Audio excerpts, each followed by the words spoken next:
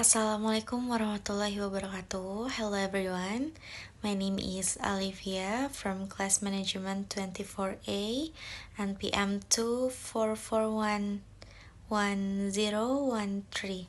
So in this video, I will explain about principles of economic activity and comparative advantage in trade. Principles of economic activity according to economic books published by Salemba 4, including the 2018 Jakarta edition.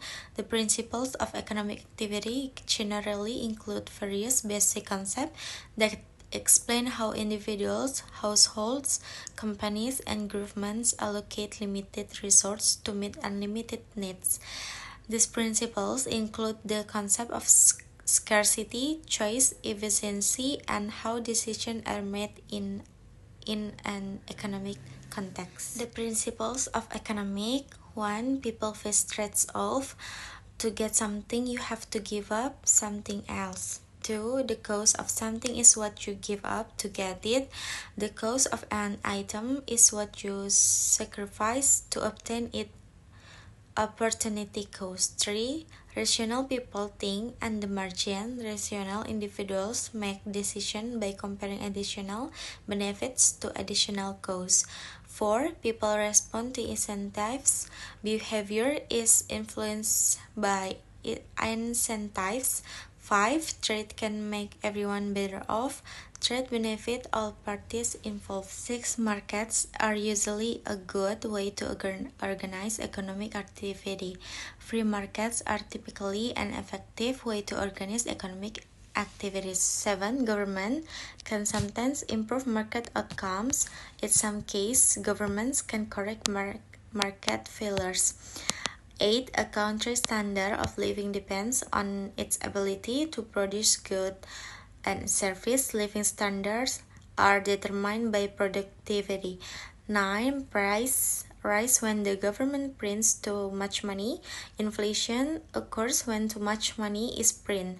10. Society faces a short-run trade off between inflation and unemployment. There is a short-term trade-off between inflation and unemployment. Trade can make everyone better. OFF. Trade makes everyone better off because it allows individuals or countries to specialize in producing the goods and services they produce more efficiently. By trading, they can exchange the goods they produce for the goods they need but are less efficient at producing themselves. 1. It increases efficiency by allowing each party to focus on its comparative advantage. 2. It expands consumer choice, allowing them to enjoy a wider variety of goods and services.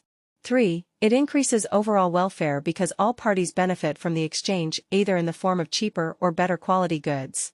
Through trade, all parties can gain more than they would if they tried to satisfy their own needs. Example of comparative advantage in trade. Suppose there are two countries, Indonesia and Japan, which produce rice and cars respectively. Indonesia can produce 10 tons of rice or 2 cars in 1 year. Japan can produce 5 tons of rice or 10 cars in 1 year. Step 1. Calculating opportunity costs. The opportunity cost for Indonesia to produce 1 ton of rice is to sacrifice 0.2 cars, 2 cars for 10 tons of rice. The opportunity cost for Japan to produce 1 ton of rice is to sacrifice 2 cars, 10 cars for 5 tons of rice. Indonesia has a comparative advantage in producing rice, because its opportunity cost is lower, 0.2 cars per 1 ton of rice, than Japan, 2 cars per 1 ton of rice. Japan has a comparative advantage in producing cars, because its opportunity cost is lower, 0.5 tons of rice per 1 car, than Indonesia, 5 tons of rice per 1 car. Indonesia should focus on producing rice, where they have a comparative advantage, and trade it for cars from Japan. Japan should focus on producing cars and trade it for rice from Indonesia. Through trade, both countries can obtain more goods than if they tried to produce both goods themselves. Comparative advantage shows that even a country that is more efficient overall, Japan in this example, can still benefit from trade. Real-world example of comparative advantage. China has a comparative advantage in producing low-cost manufactured goods, such as clothing, electronics, and toys. They can produce these goods at a lower cost because of cheaper labor and large scale of production. The United States has a comparative advantage in producing high-tech and high-value-added goods, such as airplanes, software, and certain agricultural products. Through trade, China can export low-cost manufactured goods to the United States, while the United States exports high-tech and agricultural products to China. Both countries benefit by being able to focus on products in which they are comparatively more efficient. Conclusion. The conclusion of the economic principles is that limited resources force individuals, firms, and governments to make efficient choices in allocating those resources. Economic principles, such as scarcity, opportunity cost, incentives, supply and demand, and comparative advantage, help us understand how economic decisions are made and how trade and distribution of resources can improve the welfare of all parties. In essence, these principles focus on how best to maximize the benefits from available resources.